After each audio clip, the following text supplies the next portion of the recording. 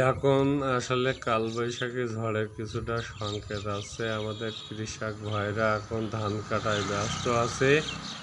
আমরা এখন ফসল যদি নাবি করে লাগানো থাকে, ওই যে ফসলটা, এই যে ফসলটা দেখছেন আপনারা, নাবি করে লাগানো হলে ফসলটা পরে তুলে নেবেন। কিন্তু এই যে কৃষক ভাইরা এই যে ধান কাটছে, আপনারা এই ফসলগুলো তুলে নেবেন, কারণ এই ফসলগুলো আসলে এখন ঝড় বৃষ্টির সময় যত দ্রুত পারবেন এই রাইস বা ধান আমাদের প্রধান খাদ্য, স্টেবল ফুড বা প্রধান খাদ্য এই ধান। ইংলিশ টার্ম রাইস বা প্যাডি বলা হয়। আপনারা বেশি বেশি শেয়ার করবেন,